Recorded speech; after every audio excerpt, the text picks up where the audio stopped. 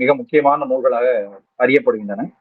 அந்த வழியிலேதான் ஞானசம்பந்தர் முதலிய நால்வர் பெருமக்கள் பெரிய அளவிலே பாடி சைவ சமயத்தை பிரச்சாரம் பண்ணினார்கள் என்பது வரலாறு. அதனாலேயே திருஞான சம்பந்தரை பதிகப் பெருவழி கண்ட போன் என்று நம்பியாண்டார் நம்பி சுவாமிகள் போற்றி இருக்கிறார். அந்த காரைக்கால் அம்மையாருக்கு பிறகு திருமந்திரம் தொடங்கி எண்ணற்ற சைவ இலக்கியங்கள் எண்ணில் அடங்காதவை என்றுதான் நாம் சொல்ல வேண்டும். அவையெல்லாம் கொட்டி கிடக்கின்றன. மிக முக்கியமாக பன்னிரு திருமுறை காலகட்டத்திற்கு பிறகு மிக பெரும் பேரெழுச்சியாக நமக்கு சைவ இலக்கியங்கள் காண கிடைக்கின்றன. இந்த சைவ இலக்கியங்களுடைய தாக்கம் காரணமாக இது தமிழ்நாடு அளவில் மட்டுமின்றி கேரளம், கர்நாடகம், ஆந்திரம், மகாராஷ்டிரம், குஜராத் வரையிலும் கூட இதனுடைய தாக்கம் பறந்து விரிந்திருக்கிறது என்பதை நாம் கடந்த வகுப்புகளிலே பார்த்தோம். இந்த வகுப்பிலே சைவ இலக்கியங்கள் என்று சொல்லக்கூடிய தலபுராணங்கள், அந்தாதிகள், நான்மணி மாலைகள் உள்ளிட்ட மற்ற இலக்கியங்களை பற்றிய ஒரு சிறு அறிமுகத்தை ஐயா அவர்கள் நம்மிடையே தர இருக்கிறார்கள். ஐயா அவர்களை பேசும்படி நான் கேட்டுக்கொள்கிறேன். ஐயா வணக்கம். நீங்க ஆரம்பிங்க.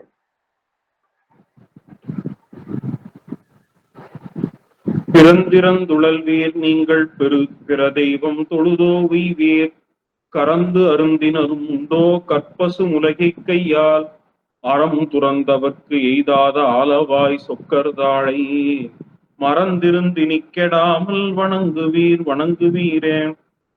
ஆட்கொண்டருடைய ஞானாசிரிய பெருந்தகை ஆகிய தருமையாதீனம் ஸ்ரீ கைலை நட்சத்திர குருமணிகள் அவருடைய பொன்னார் திருவடிகளை அடியேன் முதற்கண் மனம் மொழி மெய்களாலே வணங்கி மகிழ்கின்றேன். இன்று அடியேனுக்கு கொடுக்கப்பட்டுள்ள தலைப்பு தமிழில் சைவ இலக்கியங்கள் என்னும் பொருண்மை. ஏற்கனவே இந்த வகுப்பிலே வேதம், ஆகமம், இதிகாசம் போன்றவையெல்லாம் பார்க்கப்பட்டு விட்டன. அதனாலே தமிழ் இலக்கிய பரப்பில் சைவ இலக்கியங்கள் எங்கிருந்து தொடங்குகின்றன, சைவ இலக்கியங்கள் எந்த வகையிலெல்லாம் சைவ இலக்கியங்கள் பரிணமித்திருக்கின்றன என்று ஒரு விரிவான ஒரு பார்வையாக பார்க்க இருக்கின்றோம். நெல்லை சொக்கலிங்கம் ஐயா அவர்கள் சொன்னதை போல தமிழில் முதல் சைவ இலக்கியமாக ஏராளமான நூல்கள் இருக்கின்றன. ஆனால் நமக்கு கிடைக்கும் முதல் சைவ இலக்கியம் திருமுருகாற்றுப்படை. அது 11ஆம் திருமுறையில் இடம்பெற்றுள்ளது. அதுதான் திருமுறையில் இடம்பெற்றிருக்கக்கூடிய மிகவும் பழமையான நூல். ஆனால் முதன்மை நூலாக நாம் திருமுறைகளிலே வைத்து போற்றக்கூடிய நூலாக விளங்குவது நம்முடைய காரைக்கால் அம்மையார் பாடிய திருவாலங்காட்டு மூத்த திருப்பதிகம், அற்புத திருவந்தாதி முதலிய நூல்கள். இப்படி அதுதான் பதிகம் என்ற இலக்கியம்தான் முதலில் இடம்பெற்ற இலக்கியமாக, திருமுறைகளில் இடம்பெற்ற இலக்கியமாக இருக்கின்றது. திருமுருகாற்றுப்படை ஆசிரியப்பாவிலே பாடப்பெற்ற நூலாக இருக்கின்றது. பதிகம்னா 10 பாடல்கள் அமைய பாடுவது பதிகம். அதற்கு யாப்பு வரையறை கிடையாது. எந்த யாப்பில் அமைந்தாலும் அது பதிகமாக ஏற்றுக்கொள்ளப்படும். அதே போல அதற்கு 10 பாடல்கள் என்ற வரையறையும் கூட கிடையாது. 11 பாடல்கள், 12 பாடல்களும் கூட இருக்கும் பதிகங்கள் இருக்கின்றன. அட்டகம், பஞ்சகம், நவகம், சட்கம் போன்ற நூல்களும் பதிகத்தின் அடிப்படையில் தான் அவை தொகுக்கப்பட்டு இருக்கின்றன. பதிகத்தில் தான் அவற்றையும் வகைப்படுத்துகின்றார்கள். பொதுவாக இப்பொழுது நம்முடைய காரைக்கால் அம்மையார் தான் முதலில் இந்த பதிகம் பாடி இதனை தொடங்கி வைத்தவர்கள். திருவாலங்காட்டு மூத்த திருப்பதிகம் என்னும் பதிகம் பாடி பதிகப் பெருவழியை அவர்கள்தான் அதற்கு விதையிடுகின்றார்கள். பின்னர் நம்முடைய ஆதி பரமாச்சாரியராகிய திருஞான சம்பந்த பெருமான், அப்பரடிகள், சுந்தரமூர்த்தி சுவாமிகள் போன்ற பெரியவர்கள் எல்லாம் அந்த பதிகப் பெருவழியை பின்பற்றி முதல் 7 திருமுறைகளை நமக்காக அருளி செய்திருக்கின்றார்கள். இப்படி பதிகம், திருமுறைகளையும் சாத்திரங்களையும் ஏற்கனவே ஆசிரியர்கள் விரிவாக பேசியிருந்த காரணத்தினால் திருமுறைகளுக்கு பிறகு நமக்கு கிடைத்த நூல்கள், இலக்கியங்களை இப்பொழுது அடியேன் பேசுவதற்கு மேற்கொள்கின்றேன். பொதுவாக தெய்வ மொழிகள் 2, அதில் ஒன்று தமிழ், மற்றொன்று வடமொழி. சைவத்தின் இரு கண்களாக இந்த 2 மொழிகளும் போற்றப்படுகின்றன. அந்த மொழியிலே நமக்கு தமிழ் மொழியிலே அளவற்ற சைவ இலக்கியங்கள் இருக்கின்றன. மொழி என்பது நாம் பேச பயன்படுத்த, கருத்துக்களை பரிமாற பயன்படுத்திக் கொள்ளும் கருவி மட்டுமல்ல, அது உயிரோடு கலந்த ஒன்று. மொழி மாற்ற கருவியாக நம்முடைய மொழி பயன்படுத்தப்பட்ட பிறகுதான் இலக்கியங்கள் என்னும் ஒரு பொருண்மை உருவெடுக்கின்றது. மனிதன் படைத்து கொண்ட அற்புதமான விஷயங்களிலே இலக்கியமும் ஒன்று. இலக்கியம் என்றால் இலக்கு இயம் என்று அதனை பிரித்து பொருள் சொல்வார்கள் சான்றோர்கள். ஏதேனும் ஒரு இலக்கினை, ஒரு தத்துவ பேருண்மையோ ஏதேனும் ஒரு இலக்கினை கொண்டு, இயல் என்றால் பாடுதல் என்று பொருள், அந்த வகையில அது எடுத்து பேசுதல்னா இலக்கியம் என்று அதனை சொல்கின்றார்கள். பொதுவாக இலக்கியங்கள் இரு வகைகளில் அமைகின்றன. ஒன்று உரைநடை இலக்கியம், இன்னொன்று செய்யுள் இலக்கியம். உரைநடை இலக்கியம்னா நம்முடைய சைவ வினாவிடை, ஆறுமுக நாவலருடைய சைவ வினாவிடை, சைவ சமய விளக்கு, அது போன்ற நூல்கள் எல்லாம் சைவத்தில் காணப்படும் உரைநடை இலக்கியங்கள். ஆனால் அதைவிட மிக முக்கியமான வகைப்பாடாக நாம் கருதுவது சைவத்தில் விளங்கும் செய்யுள் இலக்கியங்களைத்தான். செய்யுள் இலக்கியங்கள் என்றால் அளவற்ற செய்யுள் இலக்கியங்கள் இருக்கின்றன. நமக்கு சங்க இலக்கியம் தான் நமக்கு கிடைக்கும் பழைய இலக்கண நூல்கள், இலக்கிய நூல்களில் முதன்மையான நூலாக இருப்பது சங்க இலக்கியங்கள். சங்க இலக்கியத்தில் ஒரு நூலாகிய திருமுருக ஆற்றுப்படை நம்முடைய திருமுறையிலேயே இடம்பெறுகின்றது. அந்த வகையிலே ஏராளமான நூல்கள் நம்மிடத்தில் இருக்கின்றன தமிழ் இலக்கியங்களிலே. அவற்றுள் சிற்றிலக்கியம் என்று எடுத்துக்கொண்டால் மாலைகள் இருக்கின்றன, 10 பாடல்கள் மட்டும் அமைந்த பதிகங்கள் இருக்கின்றன, அந்தாதிகள் இருக்கின்றன, கலிவெண்பாக்கள் இருக்கின்றன, கோவைகள் இருக்கின்றன, சதகங்கள் இருக்கின்றன. இப்படி அளவற்ற நூல்கள் நமக்கு கிடைக்கின்றன. ஏற்கனவே கூறியதை போல திருவாலங்காட்டு மூத்த திருப்பதிகம் தான் முதலில் தோன்றிய திருப்பதிகம் நமக்கு. அதன் பிறகு அளவற்ற பதிகங்கள் தோன்றிவிட்டன. எவ்வளவு பதிகங்கள் தோன்றி இருக்கின்றன என்பதற்கு ஒரு அளவு வரையறை செய்ய முடியாத அளவு பதிகங்கள் தோன்றிவிட்டன. அவற்றுள் மிகவும் புகழ்பெற்ற பதிகங்கள், தாய்மானவர் பதிகங்கள் உட்பட மிகவும் புகழ்பெற்ற பதிகங்கள் பல இருக்கின்றன. நம்முடைய அபிராமி பட்டர் பாடி அபிராமி அம்மை பதிகம், கலையாத கல்வியும் குறையாத வயதும் கபடு வாராத நட்பு என்று வரக்கூடிய அபிராமி அம்மை பதிகம், இப்படி சிவஞான முனிவர் பெருமான் பாடிய செப்பறை அகிலாண்டவல்லி பதிகம், இப்படி தாய்மானவர் பாடிய பர்வதவர்த்தினி பதிகம் போன்ற பதிகங்கள் எல்லாம், அப்படி அதே போல ஏராளமான பதிகங்கள். சொக்கநாத கலித்துறையின் 11 பாடல்களில் அமைந்த நம்முடைய குருமுதல்வர் பாடிய நூலும் கூட பதிகம் என்ற அளவில் 11 பாடல்களை கொண்டதாகவே விளங்குகின்றது. இப்படி அளவற்ற நூல்கள் நமக்கு தோன்றி இருக்கின்றன. இப்படி பதிகம் என்று எடுத்துக்கொண்டால் அதை ஒரு நாள் முழுவதும் பேசினாலும் தீராது. ஆயிரக்கணக்கான பதிகங்கள் நம்முடைய தமிழ் மொழியில் இருக்கின்றன. பதிகத்தை அதே போல நவகம், பஞ்சகம் என்றெல்லாம் நூல்கள் இருக்கின்றன. பஞ்சகம்னா 5 பாட்டில் அமைவது பஞ்சரத்ன மாலை என்றும், பஞ்சகம் என்றெல்லாம் சொல்கின்றார்கள். ஒரு பாட்டில் அமைந்த விருத்தம் உண்டு, 2 பாடல்களில் அமைந்த நூல்கள் உண்டு, 5 பாடல்களில் அமைந்த நூலுக்கு பஞ்சகம் என்று சொல்வார்கள். பஞ்சக நூல்களிலே திருமாளிகை தேவர் தோத்திர பஞ்சகம் என்று ஒரு நூல் உண்டு. அதனை நம்முடைய தொட்டிக்கலை சுப்பிரமணிய முனிவர் அருளி செய்த நூல். கருணை வழி திருமுகமும் சத்குரு பதமலரே காணும் கண்ணும் என்று அவர்கள் திருமாளிகை தேவருடைய திருமேனி வனப்பையும் அப்பெருமான் தனக்கு அருளி செய்த ஆற்றலையும் இவர்கள் விதந்து பாடுவதாக அந்த பஞ்சகம் விளங்கும். அதே போல 6 பாடல்கள் அமைந்த சட்கம் என்ற ஒரு இலக்கிய வகை இருக்கின்றது. அதுவும் இலக்கிய பதிகத்தின் தொகைக்குள் தான் அதுவும் வகைப்படுத்தப்படுகின்றது. நம்முடைய ஆதீன குரு முதல்வர் குருஞான சம்பந்த பெருமான் சோடசகலா பிராசாத சட்கம் என்னும் ஒரு நூலை அருளி செய்திருக்கின்றார்கள். அதே போல நவரத்ன மாலை என்ற ஒரு நூல் இருக்கின்றது. அதுவும் நம்முடைய குரு முதல்வர் அருளி செய்ததுதான். கமலை ஞானப்பிரகாச பெருமான் திருவடி அடைந்ததன் பிறகு குருஞான சம்பந்தர் அவர் மீது அவருடைய பிரிவாற்றாமையினாலே துன்புற்று பாடும் பாடல்கள் அவை. பதிகங்களிலே பல பொருண்மைகளில் பதிகங்களை பாடுவார்கள். அருள் வேண்டி பாடும் பதிகங்கள் அருள் வேட்டல் பதிகங்கள் என்று அழைக்கப்படுகின்றன. மழை வேண்டி பாடிய பதிகங்கள் உண்டு. இப்படி ஒவ்வொரு பதிகத்துக்கும் சில காரணங்கள் உண்டு. வெறும் தோத்திரமாய் மட்டும் அமைந்த பதிகங்கள் உண்டு. தத்துவ பொருளை மட்டும் எடுத்து பேசிக்கொண்ட பதிகங்கள் உண்டு. முன்பு குறிப்பிட்டது போல நவரத்ன மாலையை பார்த்து கொண்டால் அவர்கள் கமலை ஞானப்பிரகாசரை பிரிந்து அதன் வருத்தத்தில் பாடுவது அந்த பதிகம்.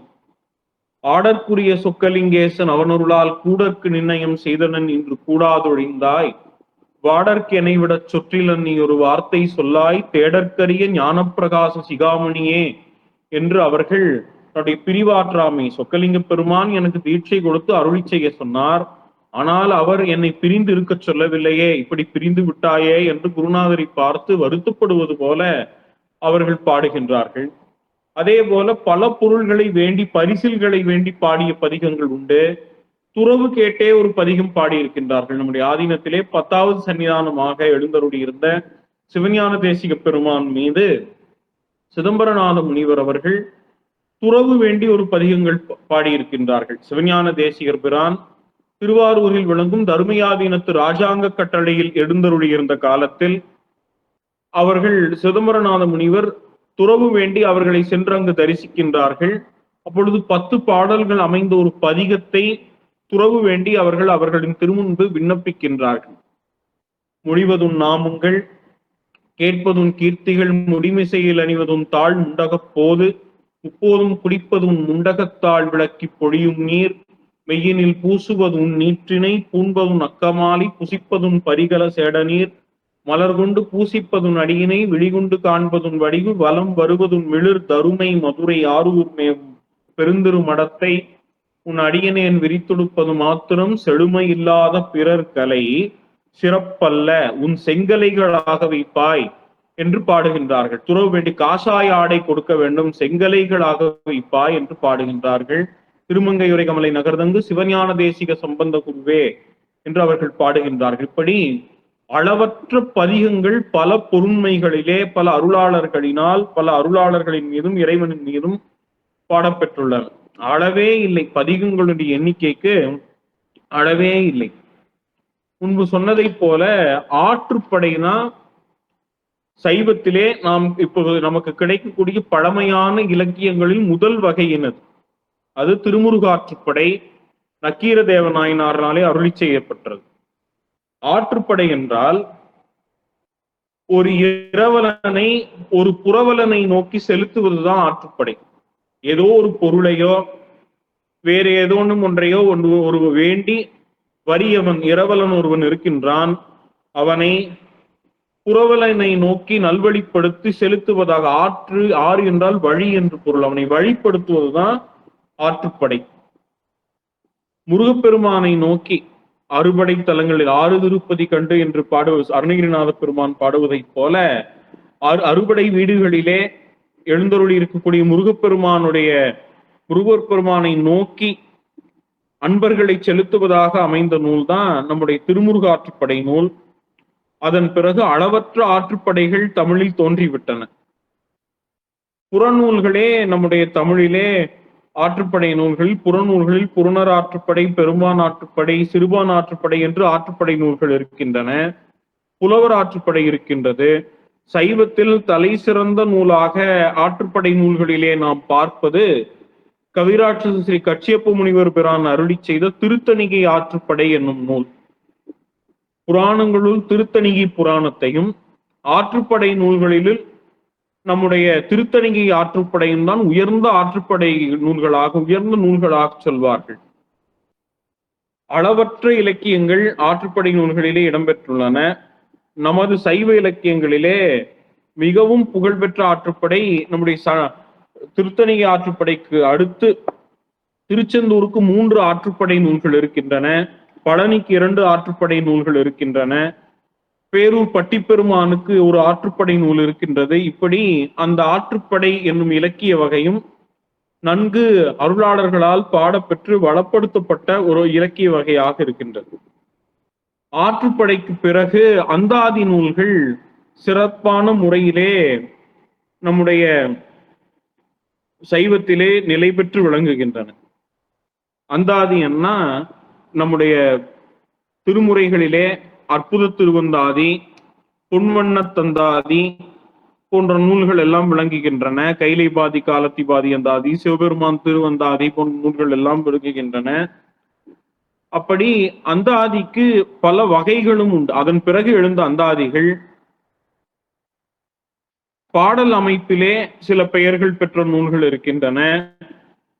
யமக அந்தாதி போல ஒலி அமைப்பிலே பெயர் பெற்ற நூல்கள் இருக்கின்றன. இதழொளி அந்தாதி, ஓரிதழ் அந்தாதி என்றெல்லாம் இருக்கின்றன. அதே போல பாடல் தொகுப்பின் வகையிலே பெயர் பெற்ற அந்தாதிகள் இருக்கின்றன. மதுரை பதிற்று பத்தந்தாதி போன்ற நூல்கள் எல்லாம். இப்படி அளவற்ற நூல்கள் அந்தாதி தொடையிலும் நமக்காக பாடப்பெற்றுள்ளன. அவற்றுள் தலை சிறந்த நூலாக அந்தாதிகளிலே நாம் சொல்வது திருமுறைக்கு பிறகு மதுரை பதிற்று பத்தந்தாதியை சொல்கின்றோம். அது திருவிளையாடற் புராணத்தை அருளி செய்த பரஞ்சோதி முனிவர் பிரானால் அருளி செய்யப்பட்டது. சிவபரத்துவத்தை உள்ளங்கை நெல்லிக்கனி போல, அங்கை ஆமலகம் என்ற அதிலேயே ஒரு தொடர் வரும். உள்ளங்கை நெல்லிக்கனி போல நமக்கு கொடுப்பது சிவபரத்துவ உணர்வு தான் ஒரு உயிருக்கு முத்தியடைய மிகவும் அவசியமான உணர்வு. சிவபெருமானை ஏனைய பஞ்சகிருத்தியங்களை செய்யக்கூடிய தெய்வங்களோடோ இல்ல பிற சிறு தெய்வங்களோடோ ஒப்பு வைத்து கூறுவது என்பது ஒரு சமய துரோகம், இணை வைத்தல் என்னும் துரோகம். அதனை கண்டித்து அப்படி செய்யக்கூடாது என்ற வகையில் பாடிய ஒரு முழுமையாக சிவபரத்துவ நூலாக பாடப்பெற்றதுதான் பரஞ்சோதி முனிவருடைய மதுரை பதிற்று பத்தந்தாதி. வணங்கினற்கு இதம் செய்யாமல் மரளிவாய்க்கு இரையாய் வாழும் பிணங்களை பின் செல்வீர், நும் பேதைமை தவிர வேண்டில் அணங்கினுக்கு அணங்கு கூடல் அங்கையர் கண்ணாள் பாகன் குணங்களை பரவி அன்னோன் கோயிலை வலம் செய்வீரே என்று பரஞ்சோதி முனிவர் பிரான் பிற தெய்வங்கள் எல்லாம் வணங்கியவர்களுக்கு இதம் செய்யாமல் யமனுக்கு இறைகளாக வாழ்கின்றன. 100 கோடி பிரம்மர்கள் நொந்தினர் 6 கோடி நாராயண ரங்கனே, ஏழ் கங்கை மணல் எண்ணில் இந்திரர் ஈரில்லாதவன் ஈசன் ஒருவனே என்று அப்பரடிகள் கூறுவதைப் போல எல்லா தெய்வங்களுக்கும் முடிவுண்டு, தோற்றமும் உண்டு, முடிவும் உண்டு. ஆதியந்தம் இல்லாத பெருமான் சிவபெருமான் தான். அதனால் அந்த தன்மையை அவர்கள் பாடல்தோறும் வலியுறுத்துகின்றார்கள். பல்வேறு வகைகளில் இவை எடுத்து பேசப்பட்டுள்ள அந்த நூலில் சிவபரத்துவ உண்மை பல்வேறு நிலைகளிலே எடுத்து பேசப்பட்டிருக்கின்றது. ஆறு அழைத்த அழகிய சொக்கரை மாறு எடுத்து வழுதி அடித்த நாள் ஊறுபட்ட உடம்பு உமக்கு இல்லையோ வேரினி தெய்வம் என்கின்ற வீணரே என்று பேசுகின்றார்கள் பரஞ்சோதி முனிவர். வைகை ஆற்றில் அழைத்த சொக்கநாத பெருமானை மாறுன குச்சின்னு பொருள். குச்சியால் கோலால் பாண்டியன் தாக்கிய காலத்தில் உலகத்து உயிர்கள் அனைத்தின் மீதும் அந்த அடி விழுந்ததாம். அதே போல உயிரற்ற பொருட்களின் மீதும் அந்த அடி விழுந்ததாம். அப்படி உயிரற்ற பொருள்கள், உயிருள்ள பொருள்கள் என அனைத்தின் மீதும் அந்த அடிபட்டு இருக்கின்றது. அப்படி நம்முடைய பரஞ்சோதி முனிவர் பெருமான் அந்த சிவபரத்துவ பேருண்மையை இந்த பாடல்களின் மூலமாக நமக்கு காட்டுகின்றார்கள். அதன் பிறகு சிவஞான முனிவர் பெருமான் பாடிய குளத்தூர் பதிற்று பத்தந்தாதி, இளைசை பதிற்று பத்தந்தாதி போன்ற பல கலைசி பதிற்று பத்தந்தாதி போன்ற நூல்கள் எல்லாம் இருக்கின்றன. நம்முடைய கச்சியப்ப முனிவர் பெருமான் பாடிய கட்சி அனந்தருத்ரேசர் பதிற்று பத்தந்தாதி, பிரம்மீசர் பதிற்று பத்தந்தாதி போன்ற நூல்கள் இருக்கின்றன. மதுரைக்கு மட்டும் 3 யமக அந்தாதிகள் இருக்கின்றன. திருச்செந்தூருக்கு 6 யமக அந்தாதிகள் இருக்கின்றன. நம்முடைய கற்பனை களஞ்சியம் சிவபிரகாச சுவாமிகள் நம்முடைய ஆதீனத்தை சேர்ந்த வெள்ளியம்பலவான முனிவருக்கு திருச்செந்தில் நிரோட்டக யமக அந்தாதி என்னும் ஒரு அந்தாதியை குருகாணிக்கையாக பாடி அளித்திருக்கின்றார்கள். இப்படி அந்தாதி இலக்கியமும் அளவற்ற புகழுடையதாக சைவ அருளாளர்களாலே பாடப்பெற்றுள்ளது. அதே போல நம்முடைய அதுபோலவே புகழ்பெற்ற அந்தாதியாக விளங்குவது நம்முடைய அபிராமி அந்தாதி. அபிராமி பட்டரார் அழி செய்யப்பட்ட அந்தாதி அது மிகவும் புகழ்பெற்ற அந்தாதியாக தற்போது மக்களால் மிகவும் சிறப்பாக வழங்கப்பெற்று வருகின்றது. அதற்கு பிறகு மிகவும் சிறப்பான இலக்கியமாக நாம் பார்ப்பது கோவை இலக்கியங்களை. நம்முடைய மாணிக்கவாசக பெருமான் திருச்சிற்றம்பல திருக்கோவையார் என்னும் ஒரு நூலை திருமுறையிலே அருளி செய்திருக்கின்றார்கள். அது 8வது திருமுறையிலே விளங்குகின்றது. அதே போல நம்முடைய திருக்களமலம் மும்மணி கோவை, திருவிடைமருதூர் மும்மணி கோவை, ஆளுடைய பிள்ளையார் திருமும்மணி கோவை போன்ற கோவை நூல்கள் நம்முடைய திருமுறைகளிலே விளங்குகின்றன. அவற்றுக்கெல்லாம் முன்பே திருச்சிற்றம்பல திருக்கோவையார் இடம்பெற்று விட்டது. அதுதான் முதல் கோவை இலக்கியமாக கருதி பாடப்படும் ஒரு நூலாக இருக்கின்றது. ஏராளமான கோவை நூல்கள் அதற்கு பிறகும் அருளாளர்களாலே அருள் பெற்றுள்ளது. அவற்றுள் நம்முடைய தொட்டிக்கலை சுப்பிரமணிய முனிவர் பாடிய துறைசை கோவை மிகவும் புகழ் பெற்றது. மாசிலாமணீஸ்வர பெருமான் மேலே அவர்கள் துறைசை கோவை என்னும் ஒரு நூலை அருளி செய்திருக்கின்றார்கள். நம்முடைய தர்மியாதீன குரு முதல்வர் குருஞான சம்பந்த பெருமான் மீது ஞானசம்பந்த தேசிகர் கோவை என்னும் ஒரு நூல் இருக்கின்றது. அதே போல அவர்கள் மீது நம்முடைய வெள்ளியம்பலவான முனிவர் அகப்பொருள் நவமணி கோவை என்னும் ஒரு கோவை நூலை அருளி செய்திருக்கின்றார்கள். கோவைக்கு பொதுவாக 100 பாடல்கள் அமைய வேண்டும் என்ற ஒரு இலக்கிய வரம்பு இருந்தாலும் கூட 8 பாடல்கள் 9 பாடல்கள் போன்ற அமைப்பில் அமைந்த நூல்கள், பாடல் எண்ணிக்கையில் அமைந்த கோவை நூல்கள் எல்லாம் நம்முடைய ஆதீனத்திலேயே இருக்கின்றன. வேறு பல நூல்களும் இருக்கின்றன. நம்முடைய கற்பனை களஞ்சியம் சுப்பிரகாஷ் சுவாமிகள் திருவெங்கை கோவை என்று பெரியநாயகி அம்மையார் மேலும் நம்முடைய விருத்தகிரீஸ்வர பெருமான் மீதும் அவர்கள் இருக்கக்கூடிய ஊரில் இருக்கும் அந்த திருக்கோயிலின் மீது கோவை நூல்களை அருளி செய்திருக்கின்றார்கள். இப்படி கோவை நூல்களும் அளவற்ற நூல்கள் சைவருளாளர்களாலே பாடப்பெற்றுள்ளன. அதே போல கலிவெண்பா என்னும் ஒரு யாப்பும் சிற்றிலக்கிய வகையிலே மிகவும் சிறப்பாக அருளாளர்கள் பயன்படுத்தக்கூடிய ஒரு இலக்கிய வகையாக இருக்கின்றது. நம்முடைய திருமுறைகளிலே போற்றி திருக்கலிவெண்பா என்ற ஒரு கலிவெண்பா இடம்பெறுகின்றது. அதனை அடியொற்றி நம்முடைய முதல் ஏராளமான கலிவெண்பாக்கள் இருந்தாலும் பரஞ்சோதி முனிவர் பாடிய திருவாலவாய் திருவிளையாடற் போற்றி கலிவெண்பா என்று 72 கலிவெண்பாக்களால் ஆன நூல் அது. அவர்கள் ஒவ்வொரு திருவிளையாடலையும் ஒவ்வொரு கலிவெண்பாவில் சொல்லி அதை செய்து சொக்கநாத பெருமானை போற்றுகின்றார்கள். அதே போல நம்முடைய திருப்போரூர் சிதம்பர சுவாமிகள் அவர்கள் மீனாட்சி அம்மை மீது கலிவெண்பா பாடியிருக்கின்றார்கள். அதில் ஒரு சிறப்பு என்னவென்னா, எத்தனையோ சாதி பெயர்களை நாம் பயன்படுத்துகின்றோம் இப்பொழுது. அவர்கள் அந்த சாதி பெயர்களை எல்லாம் அப்படியே பயன்படுத்துகின்றார்கள் தன்னுடைய நம்ம கலிவெண்பா நூலிலே. ஆனால் எப்படி பயன்படுத்துகின்றார்கள் என்றால், அது சாதி பொருள் தொனிக்காத வகையில் பயன்படுத்துகின்றார்கள். வளைச்சி என்று பயன்படுத்துகின்றார்கள். அப்பெருமாட்டி மீனவர் குலத்தில் அவதரித்ததை அப்படி பாடுகின்றார்கள். புலைச்சி என்று அவர்கள் ஒவ்வொன்றும் வேடிச்சி என்றெல்லாம் பயன்படுத்துகின்றார்கள். அதையெல்லாம் சாதி பெயர் தொனிக்காதபடி, பொருள் தொனிக்காதபடி அவர்கள் பாடும் பான்மை மிகவும் மேன்மை மிக்கது. அதே போல நம்முடைய பேரூர் பட்டிப்பெருமானுக்கு கூட நம்முடைய வித்வான் கந்தசாமி முதலியார் அவர்கள், நம்முடைய CKS அவர்களுடைய தந்தையார் அவர்கள் ஒரு நூலை அருளி செய்திருக்கின்றார்கள். திருப்பேரூர் போற்றி கலிவெண்பா என்னும் நூல். அதுவும் நம்முடைய கொங்கு பகுதியிலே பலருக்கு நித்தியபாராயண நூலாக அமைந்திருக்கக்கூடிய நூல். சிவபராக்கிரம போற்றி கலிவெண்பா இருக்கின்றது. சிவசேத்திர சிவநாம கலிவெண்பா இருக்கின்றது. சிவசேத்திர கலிவெண்பா இருக்கின்றது. இப்படி அளவற்ற நூல்கள் நமக்கு கலிவெண்பா யாப்பிலும் புலவர்களால் அருளி செய்யப்பட்ட நூல்களாக இருக்கின்றன. இப்படி ஏராள உலா இலக்கியம் இருக்கின்றது. உலானா எப்பொழுதுமே நமக்கு தொல்காப்பியம் முதலான நூல்களில் இந்த இப்பொழுது பாடப்பட்டிருக்கும் சிற்றிலக்கியம் என்ற எல்லாத்துக்குமே முன்னாடி தொல்காப்பியம் முதலான நூல்களிலேயே நமக்கு சில கூறுகள் இருக்கும். அதனை எடுத்துத்தான் நம்முடைய செய்யுள் ஆசிரியர்கள் அதனை விரிவுபடுத்துகின்றார்கள். இப்போ உலா இலக்கியத்தை எடுத்துக்கொண்டால் ஊரோடு தோற்றமும் உரித்தன மொழிப என்று தொல்காப்பியத்திலே ஒரு பகுதி இடம்பெறுகின்றது. அதை எடுத்துத்தான் உலா இலக்கியம் பாடப்படுகின்றது. உலா இலக்கியம் என்றால் ஒரு தலைவன் பழைய காலத்திலே மக்கள் தலைவர்களாக விளங்குபவர்களை மட்டும் பாடும் மரபு இருந்தது. சங்க காலத்திலே இறைவனை பாடிய நூல்களில் நமக்கு கிடைக்காதது எவ்வளவு இருக்கு என்று தெரியவில்லை. கிடைத்தன குறைவு. பெரும்பாலும் அரசர்களை மன்னன் உயிர்த்தே மலர்த்தலை உலகம் என்று அரசர்களை அதிகமாக பாடிய நூல்கள் தான் சங்ககால நூல்கள்.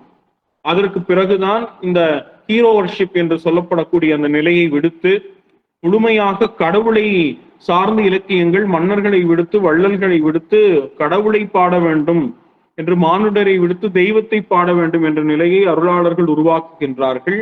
அதன் பிறகுதான் இந்த வகையிலான நூல்கள் நிறைய தோன்றுகின்றன.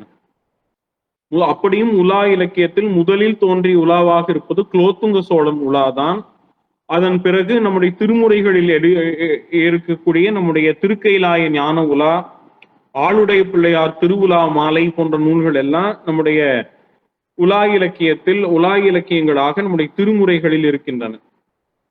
அதே போல அந்த அந்த வகையிலே நமக்கு ஏராளமான உலா நூல்கள் சைவ அருளாளர்களால் பாடப்பெற்றுள்ளன.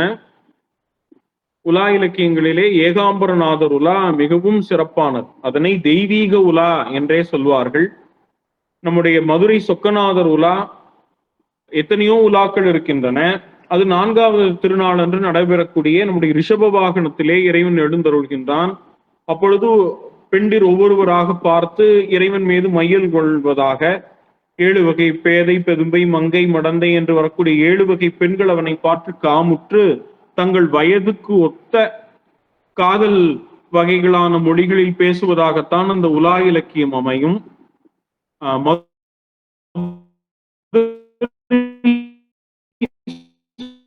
சொக்கநாதர் உலாவில் தான் அவர்கள் 7 நாட்கள் உலா நடக்கின்றது. 7 நாட்கள் இறைவன் 7 வாகனங்களில் பவனி வருகின்றார். அந்த 7 நாட்களிலும் 7 வகை பெண்டிர் அவரை பார்த்து மையல் கொள்வதாக அந்த நூலை பார்த்து அமைக்கின்றார்கள். அதே போல நம்முடைய தருமபுரம் குருஞான சம்பந்த பெருமானுக்கு நம்முடைய 7வது சன்னிதானமாக இருந்த திருவம்பல தேசிக மூர்த்திகள் தருமை ஞானசம்பந்த சுவாமிகள் உலா என்ற ஒரு உலா செய்திருக்கின்றார்கள்.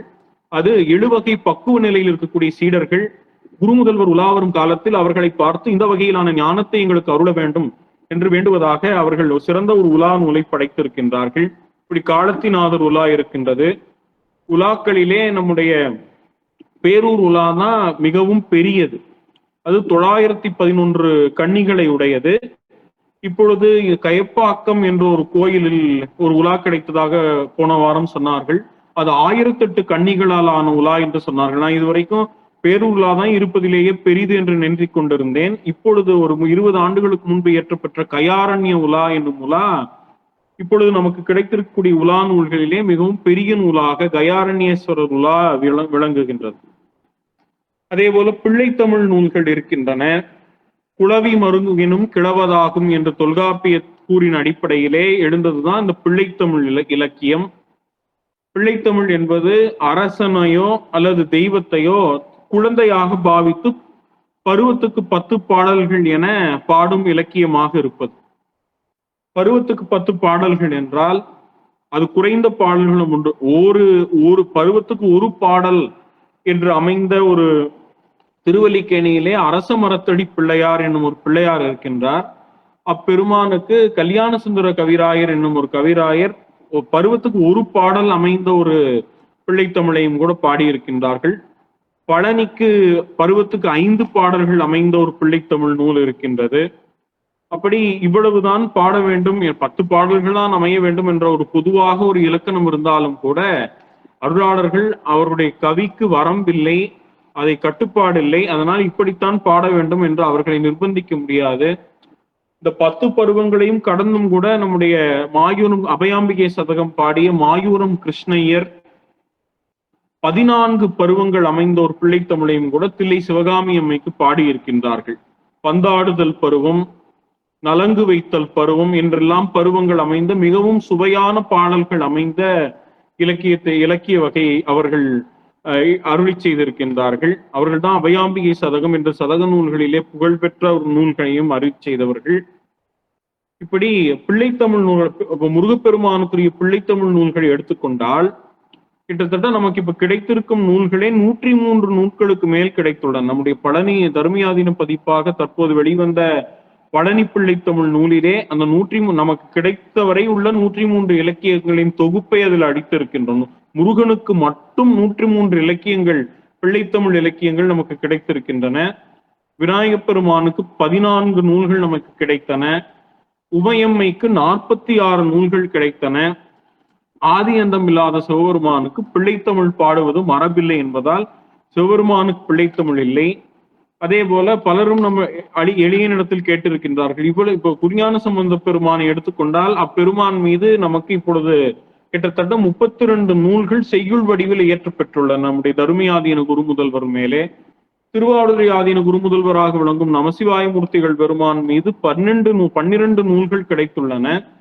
இவ்வளவு நூல்கள் பாடிய அருளாளர்கள் ஏன் பிள்ளைத்தமிழ் பாடவில்லை என்று பலரும் நம் அடியனிடத்தில் கேட்டிருக்கின்றார்கள். அப்போது நான் சொல்வது, அவர்கள் மூல குருநாதரை அவர்கள் சிவபெருமானிடத்தில் இருந்து வேறுபடுத்தி பார்க்கவில்லை. அதனால்தான் தூது, உலா போன்று சிவபெருமானுக்கு என்னெல்லாம் பாடணுமோ அதெல்லாம் பாடியிருக்காங்க. ஆனா பிள்ளைத்தமிழ் நூலை அவர்கள் மெய்கண்ட தேவருக்கும் பிள்ளைத்தமிழ் நூல் கிடையாது.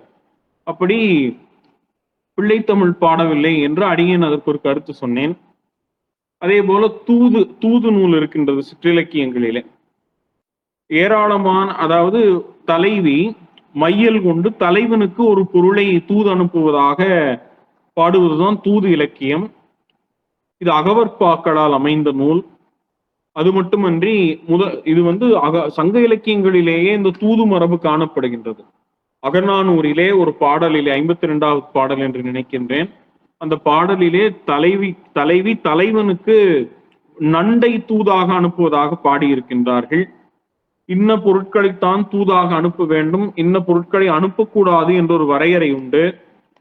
கிளி, மான், மயில், மேகம் போன்ற வெற்றிலை போன்ற விஷயம் நல்ல பொருட்களை தான் தூதாக அனுப்ப வேண்டும், இன்னின்ன பொருட்களை அனுப்பக்கூடாது என்று தூது இலக்கியங்களில் தூது இலக்கணம் தொடர்பாக அதற்கு தனி வரையறை பிற்காலத்திலே சிதம்பர பாட்டியல் நூல் முதலிய நூல்களாலே செய்யப்பட்டிருக்கின்றது. அதே போல கிழக்கிடும் பொருளோட 5 இந்த தொல்காப்பிய விதிப்படி தூதுக்கு அனுப்பக்கூடாத பொருள்களையும் தன்னை விரும்பியவருக்கு தூதாக விரும்பப்படும் பொருட்களை கூறப்பெறும் தூது மரபிற்கேற்ப பொருட்களை அனுப்புகின்றார்கள். விரும்பப்படாதவருக்கு தூதாக அவரை கண்டனம் செய்ய வேண்டும் என்றால் விரும்பாத பொருட்களையும் அனுப்புகின்றார். காக்கை விடுதூது இருக்கின்றது, மரளி விடுதூது இருக்கின்றது, செருப்பு விடும் தூதும் கூட இருக்கின்றது. பழனி ஆண்டவர் மேலே புகையிலை விடு தூது என்ற ஒரு தூதே இருக்கின்றது. அது புலவர் தனக்கு புகையிலை வேண்டும் என்று புகையிலையே தூது அனுப்புகின்றார். கச்சி அனந்தருத்ரேசர் வந்து தூது என்பது கச்சியப்ப முனிவர் பெருமானால் அருளி செய்து சிறந்த தூது நூலாக இருக்கக்கூடிய நூல். சொக்கநாத பெருமான் மீது தமிழ் விடுதூது இருக்கின்றது, பழனி ஆண்டவர் மீது பண விடுதூது இருக்கின்றது, நம்முடைய பட்டீசர் மீது கண்ணாடி விடுதூது என்னும் ஒரு நூல் இருக்கின்றது. அப்படி மங்கள பொருட்களை தூது அனுப்புகின்றார்கள். பேரூரிலே முருகப்பெருமானுக்கும் ஒரு தூது நூல் உண்டு, பட்டி பெருமானுக்கும் ஒரு தூது நூல் உண்டு. அதில் ஒரு குறிப்பிடத்தக்க ஒரு விஷயம், முருகப்பெருமானுக்கு கிளியை தூதாக விடுவதாக கிள்ளை விடுதூது என்ற ஒரு நூல் இருக்கின்றது. அந்த நூலில் ஒரு குறிப்பிடத்தகுந்த விஷயம் என்னவென்றால், அந்த நூல் இந்த பகுதியில் ஒரு 3 நூற்றாண்டுகளுக்கு முன்பு கடுமையாக நடைபெற்ற மதமாற்றம் தொடர்பான செய்திகளை அதில் பதிவு செய்திருக்கின்றார்கள். முருகப்பெருமான் அந்த மதமாற்றங்களை எல்லாம் தடுக்க வேண்டும் என்று முருகப்பெருமானிடத்தில் அது வலியுறுத்தப்படுகின்றது.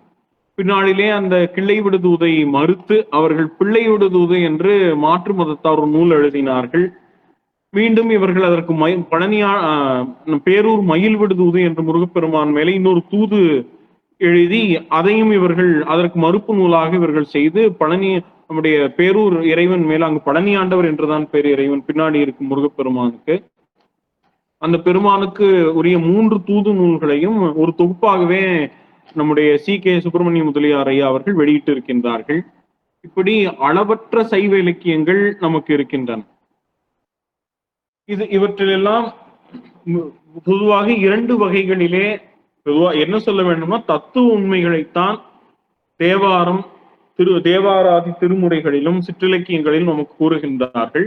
தங்களுடைய கற்பனையை அதன் மீது ஏற்றி பாடுகின்றார்கள். ஆனால் அதில் பொதிந்து கிடப்பது நம்முடைய மெய்யியல் தான் அதில் பொதிந்து கிடக்கின்றது. தேவாரம் என்று எடுத்துக்கொண்டார் இறைவன் பரம்பொருள், ஏக பரம்பொருள், அப்பெருமானை அடியொற்றியே அப்பெருமான் அனுபட்சமாக அவர்களுக்குள் இருந்து இயக்கத்தான் ஐந்தொழிற் கடவுளரும் அவர் சம்புபட்சமாக இருந்து இறைவன் இயக்கக்கூடிய வேலையை அனுபட்சமாக இருந்து செய்கின்றனர் என்று நாம் உணர்த்தும் அவர்கள் நமக்கு உணர்த்தும் வகையில் தான் திருமுறையாதி நூல்கள் பாடப்பெற்றுள்ளன. மெய்ப்பொருளை அடியொட்டித்தான் இந்த எல்லா நூல்களும் அமைகின்றன. இந்த மெய்ப்பொருளை 2 வகையில் சொல்லலாம். முதல் வகையில் எப்படி சொல்கின்றார்கள் என்றால், பிரபுத்துவ சம்ஹிதை என்று சொல்லக்கூடிய வகையிலே மெய்யியல் நூல்களிலே, மெய்கண்ட சாத்திரங்கள் முதலான நூல்களிலே உத்தரவாக சொல்வது, அதற்கு பிரபுத்துவ சம்ஹிதை. ஒரு பிரபு கீழிருப்பவருக்கு எப்படி உத்தரவிடுவாரோ அந்த தன்மையில் சொல்வது பிரபுத்துவ சம்ஹிதை. மெய்கண்ட நூல்கள் இப்படித்தான் சொல்கின்றன. மாலர நேயமும் மலித்தவர் வேடமும் ஆலயந்தானும் அரண் என தொடுமே என்று உத்தரவிடுகின்றது. அதே போல மித்திர சம்ஹிதை என்றொரு வகை உண்டு அந்த உண்மைகளை சொல்வதிலே. ஒரு நண்பன் தன்னுடைய தோழனுக்கு சொல்வதைப் போல இனிமையாக சொல்வது ஒரு வகை. அதுதான் புராணங்கள் என்னும் வகை. புராணங்களிலே அது இதிகாசங்களை அடியொற்றி வந்தது புராணம் என்று ஒரு கருத்து இருக்கின்றது. புராணத்திற்கே தனி கூறுகள் இருக்கின்றன தொல்காப்பியத்தில் என்று சான்றோர்கள் எல்லாம் அதனை எடுத்து காட்டுகின்றார்கள். இப்படி புராணங்களிலே மகாபுராணங்கள் உபபுராணங்களுக்கு பிறகு நம்முடைய சைவ மரபிலே மிகவும் சிறப்பாக போற்றப்படுபவை தலபுராணங்கள், தலபுராண நூல்கள். ஐயா ஒரு சின்ன இடையூறு, உங்க வீடியோ கூட நீங்க ஆஃப் பண்ணிக்கலாம், அது ரொம்ப இதா இருக்குது. நல்லது நல்லது. தலபுராண நூல்கள் வடமொழியிலே 4 வேதங்கள் இருக்கின்றன.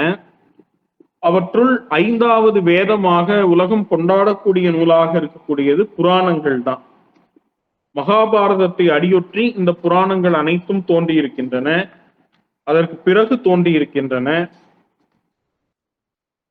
மகாபுராணங்கள், உபபுராணங்கள் என்னும் வரிசையிலே தலபுராணங்கள் மிகவும் சிறப்பாக இடம்பெற்றுள்ளன.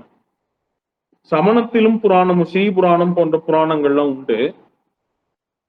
தமிழிலே பிரபந்தம் என்னும் வகை, நம்முடைய இலக்கியத்துக்கு பிரபந்தம் என்று பெயர். முற்காலத்தில் காப்பியங்களை மட்டும்தான் தமிழில் பிரபந்தங்களாக எடுத்துக்கொண்டிருந்தார்கள். பிறகு சிற்றிலக்கியங்களை பிரபந்தமாக எடுத்துக்கொள்ளும் ஒரு மரபு வந்தது. இப்பொழுது பிரபந்தம் என்றாலே சிற்றிலக்கியம் தான் என்னும் அளவுக்கு பிரபந்தம் என்னும் பெயர் சிற்றிலக்கியங்களுக்கு நிலைத்து விட்டது. இதனை பிரபந்தம், மரபியல் முதலான நூல்களில் நாம் பார்க்கின்றோம். நம்முடைய புராணங்களிலே தலபுராணங்கள் வித்தர சம்ஹிதை என்னும் வழியிலே நமக்கு சைவ பேருண்மைகளையும் சைவ கருத்துக்களை நம்முடைய மனதில் ஆழமாக பதிய செய்வதற்கான தன்மைகளையும் சொல்வன. அவற்றுள் முதல் தலபுராணமாக நமக்கு இருப்பது இரண்டு புராணங்களையும் முதல் தலபுராணங்கள் என்று சொல்கின்றார்கள். ஒன்று திருவாலவாயுடையார் திருவிளையாடற் புராணம் என்னும் ஒரு புராணம். அது பெரும்பற்ற புலியூர் நம்பி என்னும் அருளாளராலே அருள் செய்யப்பட்டது. மற்றொன்று உமாபதி சிவாச்சாரியார் பாடிய நம்முடைய கோயிற் புராணம் என்னும் நூல். மதுரைக்கு பொதுவாக 6 தலபுராணங்கள் இருக்கின்றன. அவற்றுள் 4 பெருவழக்காக இருக்கின்றது. ஒன்று பெரும்பற்ற புலியூர் நம்பி பாடிய திருவாலவாயுடையார் திருவிளையாடல் புராணம். 2வது பரஞ்சோதி முனிவர் பெருமான் பாடிய திருவிளையாடற் புராணம். 3 வீமநாத பண்டிதர் பாடிய கடம்பவன புராணம்.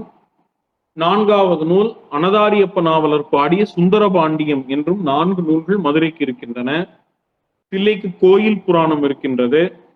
சபாபதி திருவாவூர் ஆதீன புலவராக விளங்கிய சபாபதி நாவலர் பெருமான் பாடிய சிதம்பரம் சபாநாத புராணம் இருக்கின்றது. சிதம்பர புராணம் இருக்கின்றது. புலியூர் புராணம் இருக்கின்றது. இப்படி தில்லைக்கும் 4 தலபுராணங்கள் இருக்கின்றன. திருவாரூருக்கு திருவாரூர் புராணம் இருக்கின்றது. தியாகராஜ லீலை இருக்கின்றது. கமலாலய சிறப்பு என்னும் ஒரு நூல் இருக்கின்றது.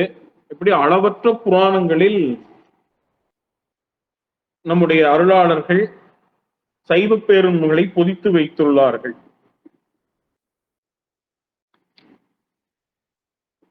பழங்காலம் தொட்டே இந்த புராணங்களில் முக்தி அடைவதற்கான வழிகள் மிகவும் சிறந்த முறையிலே, அதே போல எளிமையான முறையிலே இவை சொல்லப்பட்டிருக்கின்றன.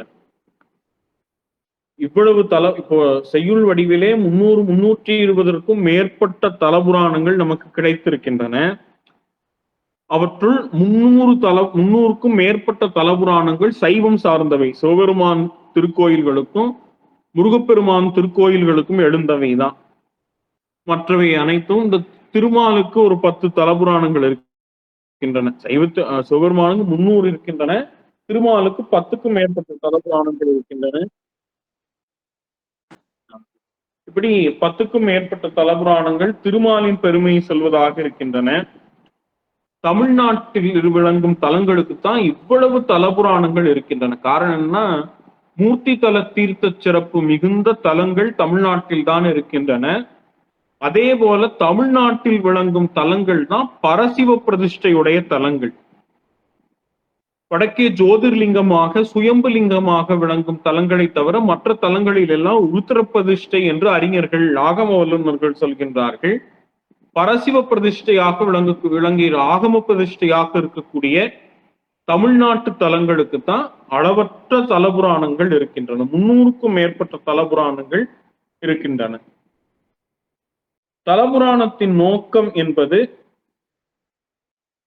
இறைவனது பெருமையை மக்களிடையே, அன்பர்களிடையே கொண்டு செல்ல வேண்டும்.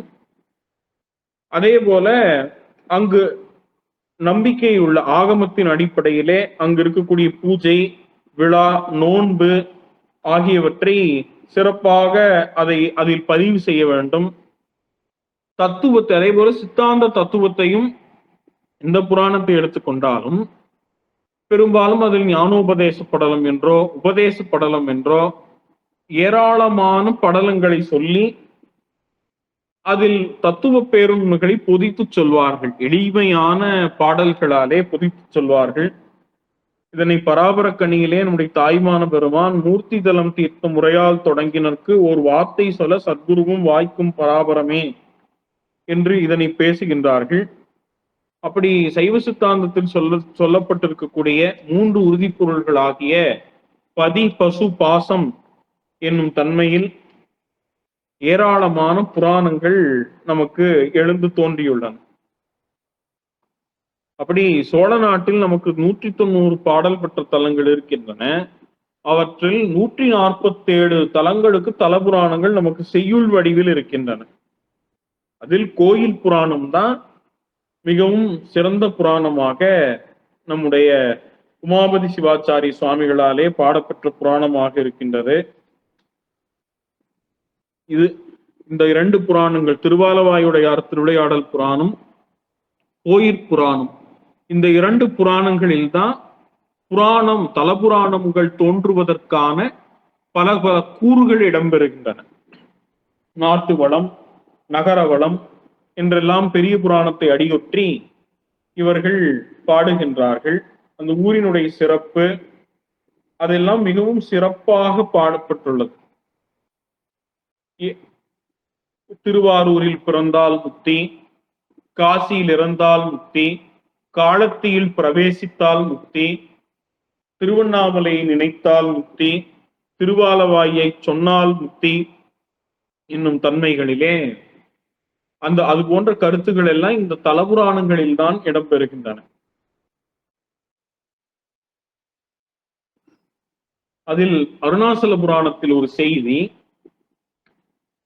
மிகவும் மனத்தை கவரும் வகையிலான செய்தி. இப்படி தில்லையை தரிசிக்க, காசியில் இறக்க, காலத்திற்குள் பிரவேசிக்க, இப்படியெல்லாம் முத்தி திருவாரூரில் பிறக்க என்றெல்லாம் முத்தி சொல்லப்பட்டிருக்கும் காலத்திலே திருவண்ணாமலையை நினைத்தால் முத்தி என்ற ஒரு செய்தி இடம்பெறுகின்றது. அதில் ஒரு நுட்பம் இருக்கின்றது. அப்படி இருக்க ஏன் மாணவன் ஆசிரியர் எடுத்து கேட்பதாக, ஏன் திருவண்ணாமலை மட்டும் இந்த தலங்களை விட மீறிய தலமாக சொல்கின்றீர்கள் என்று கேட்கின்றார் மாணவர். அதற்கு ஆசிரியர் பிரான் பதிலளிக்கின்றார், திருவண்ணாமலை தான் இப்போ பிறவியிலேயே கண் குருடாக இருப்பவர்களுக்கு சிதம்பர தரிசனத்தை காண முடியாது. அதே போல இப்பொழுது நினைத்தபடி எல்லாம் போய் தரிசனம் செய்துவிட்டு வருவது போல இறைவன் அழைத்தால் அப்பொழுது பணம் இருக்க வேண்டும், உடல் நலம் இருக்க வேண்டும். நடந்தோ மாட்டு வண்டியிலேயோ பல்லக்கிலேயோ அந்த வகையில் தான் செல்ல முடியும். காடுகள், அடர்ந்த காடுகள் இருக்கும், விலங்குகள் இருக்கும், கள்வர்கள் இருப்பார்கள். அப்படி ஒரு தலத்தை சென்று அடைந்து தரிசிப்பது என்பது மிகவும் கடினமான காரியம். அப்படி தரிசனம் என்னும் தன்மையில் அமைந்த முக்தி அப்படி தடைபட்டு விட்டால் என்ன செய்வது என்று குருநாதர் கேட்கின்றார். அதே போல அரிய தவம் உடையவருக்கே திருவாரூரில் பிறப்பும் காசியில் இறப்பும் வாய்க்கும். சாதாரணமான மக்கள் காசி யாத்திரை சென்று அங்கு உயிர் விடுவது என்பது புண்ணிய பலன் இருந்தால்தான் முடியும். அதே போல காலத்தை செல்ல வேண்டுமானால் உடல் நலம் இருக்க வேண்டும், அந்த நகரத்துக்குள் பிரவேசிக்க வேண்டுமானால் திருவாலவாயி சொல்ல வேண்டும், சொல்ல முக்தி என்று சொல்கின்றார்கள். ஊமைகள் எப்படி சொல்லும்? ஊமர்களால் அந்த திருவாலவாய் என்னும் திருநாமத்தை சொல்ல முடியாது. இப்படி ஒவ்வொன்றுக்கும் சொல்லிவிட்டு, ஆனால் எப்பேற்பட்ட பாவிக்கும் நினைப்பது என்பது எளிது, காண்பது கடினமாக இருக்கும் குருடர்களுக்கு, பேசுவது ஊமர்களுக்கு பேசுவது கடினமாக இருக்கும், கால் இல்லாதவர்களுக்கு பிரவேசம் செய்வது கடினமாக இருக்கும். ஆனால் மனது இல்லாமல், உள்ளம் இல்லாமல் உலகில் யாரும் இல்லை. அதனால் உள்ளத்தால் நினைத்தால் எப்பேற்பட்ட பாவியும் திருவண்ணாமலையை நினைக்க முடியும். அப்படி நினைத்தால் அவர்கள் முத்தி அடைவார்கள். அதனால் நினைப்பால் முத்தியை தரக்கூடிய திருவண்ணாமலை திருத்தலம் தான் உலகில் உயர்ந்த திருத்தலம் என்று சைவ நாவலர் பெருமான் பாடிய நம்முடைய அருணாசல புராணம் கூறுகின்றது. எவ்வளவு உருக்கமான செய்திகளை இவர்கள் பதிவு செய்து நம்முடைய மனதில் தலங்களின் மீது மிகுந்த அபிமானங்களை ஏற்படுத்துகின்றார்கள் என்பதற்கு சான்றாக ஓரிரு வரலாறுகளை காண்போம். திருச்சேங்கலூர் என்ற ஒரு ஸ்தலம் உண்டு. சண்டிகேஸ்வர நாயனார் பெருமான் அவதரித்த தலம் அது. அங்கு ஒரு கொடிய மா பாவி வாழ்கின்றான். அவன் பிறந்த நாள் தொட்டு இறக்கும் நாள் வரை புண்ணியம் என்ற என்னுடைய செய்தறியாதவன், பாவங்களை செய்பவன். இப்படி இருக்க ஒரு நாள் அவன் திருக்கோயிலின் அருகே வெற்றிலை பாக்கு தாம்பூலம் தரித்துக் கொள்கின்றான். இப்படி வெற்றிலை பாக்கு சாப்பிடும் பொழுது அதை சாப்பிட்டு விட்டு மீதம் இருந்த சுண்ணாம்பை அவன் மதிலில் தேய்க்கின்றான், கோயில் மதிலிலே. அப்பின்னாள் அவன் வாழ்ந்து மடிந்து வருகின்றான். யமதூதர்கள் அவனை அழைத்து செல்ல வருகின்றார்கள், யமலோகத்துக்கு அழைத்து செல்ல. அப்பொழுது சிவகணங்கள் வந்து அவர்களை தடுத்து விடுகின்றன. தடுத்து காலதூதர்களை அடித்து துவம்சம் செய்து அவனது உயிரை எடுத்து பல்லக்கில் அமரச் செய்து அவனை சிவலோகத்துக்கு கொண்டு சென்று விடுகின்றன. காலதூதர்கள் இந்த செய்தியை சென்று தமது பிரபுவாகி யமனிடத்தில் அறிவிக்கின்றார்கள். யமன் சினம் கொண்டு ஏன் இப்படி செய்கின்றார்கள் என்று, சரி சிவபெருமானிடத்திலேயே போய் கேட்போம் என்று சிவலோகம் வந்து அப்பெருமான் திருவடிகளில் விழுந்து வணங்கி, எம்பெருமானே தங்கள் ஆணைப்படிதான் நான் இந்த வேலையை செய்கின்றேன், ஆனால் சிவகணங்கள் நமக்கு இடையூறு செய்கின்றன என்று சொல்கின்றார். அதற்கு சிவபெருமான், அவன் அறியாது செய்த ஒரு புண்ணியம் அவனை இப்படி சிவலோகத்துக்கு சேர்த்து இருக்கின்றது. அவன் அறியாது தாம்பூலம் தரிக்கும் வெற்றிலை பாக்கு போடும் பொழுது அதை ஒரு சுண்ணாம்பை, மீதமிருந்த சுண்ணாம்பை சுவற்றில் தேய்த்து இருக்கின்றான். அது அங்கு ஒரு பிளவு இருந்தது. அந்த பிளவில் லேசாக அந்த சுண்ணாம்பு சென்று அப்பிக்கொண்டது. அது சிவாலய திருப்பணிக்கான புண்ணியத்தை கொடுத்து அவனுக்கு இப்படி ஒரு முத்திப்பேற்றை வழங்கி இருக்கின்றது என்று ஒரு செய்தி அதில் இடம்பெறுகின்றது. இந்த செய்தி, இந்த வரலாற்றை கேட்டவர்கள் எப்பேற்பட்டவர்களாக இருந்தாலும் அவர்கள் மனதில் ஏதேனும் ஒரு சிவாலயத்துக்கு திருப்பணி செய்ய வேண்டும் என்ற ஒரு உணர்வு ஏற்படும். இப்படி அழகாக அந்த நடந்த வரலாறுகளை மிகவும் எளிமையான முறையில், மக்கள் மனதை தைக்கும் முறையில், சிவபுண்ணியங்களை அவர்கள் செய்ய ஊக்குவிக்கும் முறைகளில் இப்படி அரிய செய்திகளை எல்லாம் பாடுகின்றார்கள். அதே போல திருவிடைமருதூர் தலத்திற்குரிய தலபுராணம் கொட்டையூர் சிவக்கொழுந்து தேசிகர் பிரானால் அருளி செய்யப்பட்டது. அந்த தலபுராணத்தில் ஒரு கருத்து உண்டு. ஒரு காகம் ஒரு இறந்தவருக்கு படைக்கப்பட்டிருக்கக்கூடிய ஒரு சோற்றில் ஒரு கொஞ்சம் சோற்றை கவி வருகின்றது. அந்த வரக்கூடிய வழியில் அதிலிருந்து ஒரு சோறு நழுவி ஒரு சாதுவனுடைய ஒரு பிச்சை பாத்திரத்தில் திருவிடைமருதூர் தலத்துக்குள்ளே விழுந்து விடுகிறது. அப்படி விழுந்தவுடன் அந்த காகம் ஒரு சாதுவுக்கு அன்னதானம் செய்த ஒரு புண்ணியத்தை அடைகின்றது. திருவிடைமருதூரின் தலப்பெருமையாலும் சிவபுண்ணியத்தின் மாட்சிமையாலும் அந்த காகம் நல்லறிவு பெற்று, காகம் கருவண்ணத்தில் இருக்கும், அது பொன் வண்ணமுடைய காகமாக மாறி திருக்கைலாயத்தை சென்று பறந்தே அடைகின்றது. இந்த அருள் வரலாற்றை கேட்டவர்கள் கண்டிப்பாக அன்னதானம் செய்ய வேண்டும், சைவர்களுக்கு அன்னதானம் செய்ய வேண்டும், சைவத்தலங்களிலே செய்ய வேண்டும் என்ற உணர்வு அவர்களுக்கு நிச்சயமாக ஏற்படும். இப்படி சைவ தர்மங்களை, சைவ பேரறங்களை மிகவும் சிறப்பாக தலபுராணங்களின் வாயிலாகத்தான் அவர்கள் எடுத்துச் சொல்கின்றார்கள். அதே போல சிவபூஜையின் பெருமை, அனுஷ்டானம், திருநீற்றின் மகிமை, உருத்திராக்கத்தின் பெருமை போன்ற நூல், விருத்தாசல புராணம், ஆயூர புராணம் போன்ற நூல்களில் எல்லாம் இவை விரிவாக இடம்பெறுகின்றன. பேரூர் புராணத்திலே, கச்சியப்ப முனிவர் பாடிய பேரூர் புராணத்திலே திருநீரு, ருத்ராட்சம், சடை போன்ற சிவசின்னங்களின் பெருமையை கச்சியப்ப முனிவர் மிகவும் விரிவாக அருளி செய்திருக்கிறார். உபதேச படலத்திலே பட்டிப்பெருமான் பச்சை நாயகி அம்மையாருக்கு அவற்றை உபதேசம் செய்வதாக அவர்கள் பாடியிருக்கின்றார்கள். இப்படி சைவ மெய்ப்பொருள்களாக விளங்கும் திருநீரு, உத்ராக்கம், திருவைந்தெழுத்து ஆகியவற்றின் மீதே இயல்பாக அவர்களுக்கு அன்பு ஏற்படும் வகையில் அவர்கள் இப்படி நூல்களை அங்கங்கு அந்த செய்திகளை வைத்து பாடியிருக்கின்றார்கள். ஒவ்வொரு தலபுராணமும் நமக்கு ஒவ்வொரு உணர்வை ஏற்படுத்தக்கூடிய புராணமாக இருக்கின்றது. இப்பொழுது ஏராளமான நூல்கள், தில்லைக்குறி கோயில் புராணத்தை அடியொற்றி எழுந்த புலியூர் புராணத்திலே ஒரு செய்தி உண்டு. பொன்னம்பலம் என்று ஒரு முறை சொன்னால் அது 21,600 முறை பஞ்சாட்சரத்தை சொன்ன பலன் அதில் இருக்கின்றது என்று அதில் ஒரு செய்தி உண்டு. 21,600 என்பது ஒரு நாளைக்கு நாம் விடக்கூடிய மூச்சின் எண்ணிக்கை. மூச்சுக்கு ஒரு முறை பஞ்சாட்சரம் சொன்ன புண்ணியம் என்று அதில் வருகின்றது. இந்த செய்தியை கேட்டவர்கள் கனிந்த மனமுடையவர்களாக இருந்தால் ஒரு நாளைக்கு ஒரு முறையேனும் அந்த பொன்னம்பலம் என்ற திருநாமத்தை சொல்வார்கள். அதே போல அருணாசல புராணத்திலே ஒரு செய்தி உண்டு.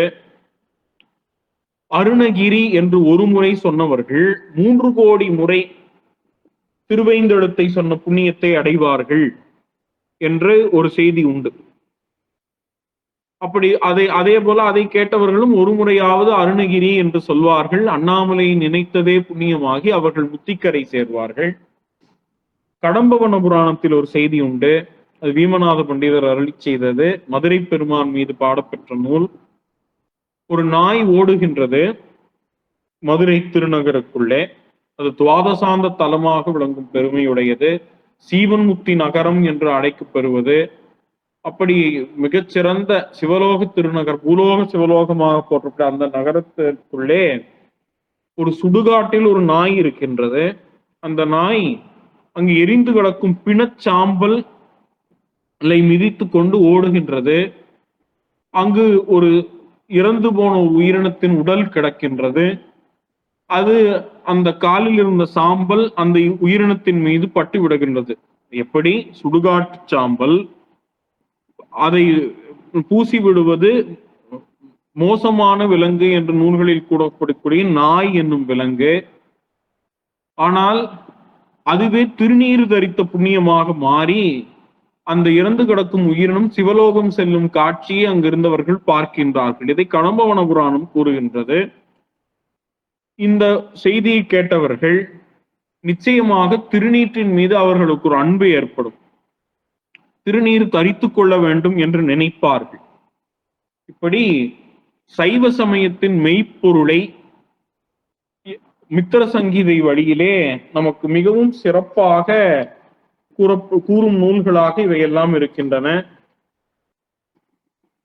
அதே போல நம்முடைய கமலை ஞானப்பிரகாசர் பெருமான், நம்முடைய தர்மியாதீன குரு முதல்வருடைய ஞானாசிரியராக விளங்கிய ஞானப்பிரகாச பெருமான் தந்திவன புராணம், திருமுழவாடி புராணம் என்று 2 அரிய புராணங்களை அருளி செய்திருக்கின்றார்கள். நம்முடைய சீர்காழி புராணம் இருக்கின்றது, திருவாரூர் புராணம் இருக்கின்றது. பெரும்பாலும் இறைவனுடைய திருநாமங்களையும் தலத்தின் பயன்களையும் இவர்கள் சொல்வார்கள். இவர்கள் கையாளும் உத்தி என்னவென்றால் சிறந்த ஊமைகளை பயன்படுத்தி அந்த உத்தியாகவே அதனை கொண்டு மக்கள் மனதிலே அவர்கள் நல்ல முறையில் அதை பதிய வைக்கின்றார்கள்.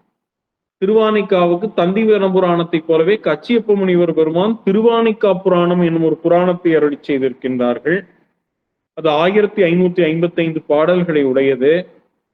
திருத்தணிகை புராணத்திலும் திருவானைக்கா புராணத்திலும் அமைந்துள்ளதை போல நாட்டுப்படலம், நகரப்படலம் உடைய செய்திகள் எந்த நூலிலும் இல்லை என்னும் அளவுக்கு சிறந்த முறையில் அது செம்மொழித்தன்மைகள் மிகுந்திருக்கக்கூடிய ஒரு இலக்கிய வகையாக அவர்கள் அதனை படைத்திருக்கின்றார்கள்.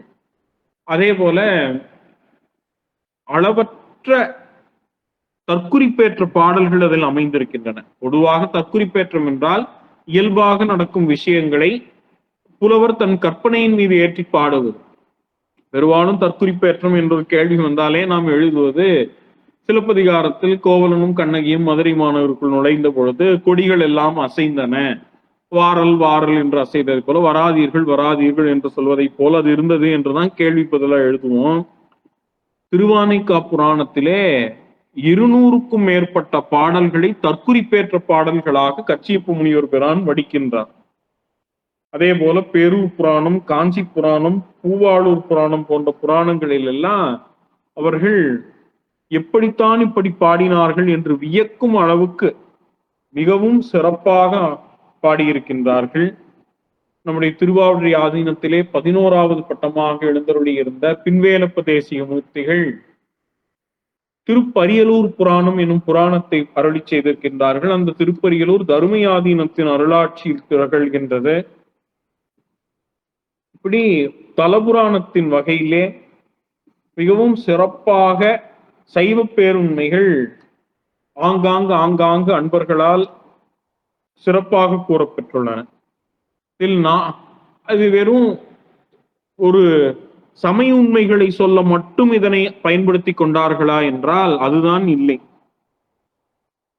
சமய உண்மைகள் மட்டுமல்ல, களஞ்சியமாக அந்த புராணங்கள் இருக்கின்றன. களஞ்சியம்னா பரஞ்சோதி முனிவர் பாடிய திருவிளையாடற் புராணத்தை எடுத்துக்கொண்டால் அதில் மாணிக்கம் விற்ற படலம் என்ற படலம் இருக்கின்றது. இறைவன் மாணிக்கங்களை விற்கக்கூடிய காட்சி அதில் வரும்.